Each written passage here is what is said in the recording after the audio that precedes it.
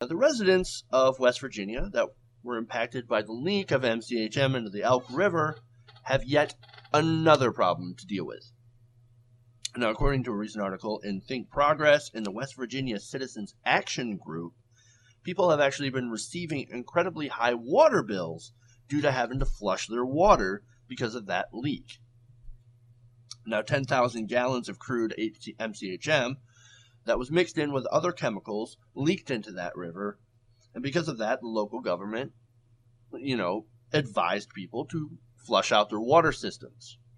Understandable. That makes sense, right? Now, that means, of course, that they had to run the water.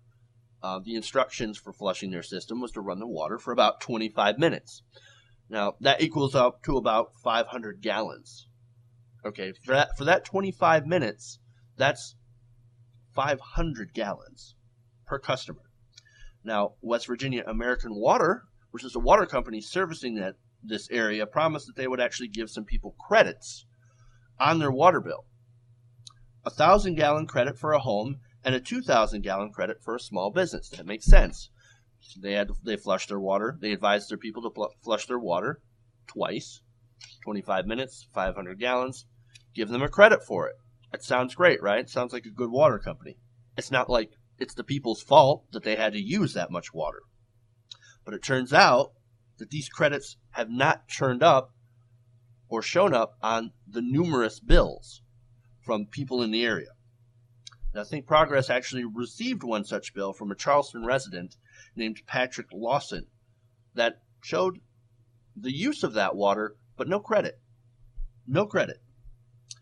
And not only that, but of course the water company actually added about 600 gallons of use for over 6 days. Now, for those 6 days that were added, Lawson claims that, no, I hardly even used my water.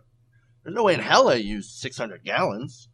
According to the article, he said, quote, "He has not flushed his water since the 30th, nor has he been drinking or cooking with it, because they said not to.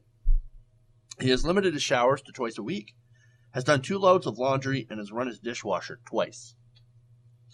Now, he said, "It's becoming painfully obvious that I'm in a no-win situation. If I don't pay the bill, they shut off my water. They leave the burden of proof on the homeowner." Now, that's a really big problem already, right?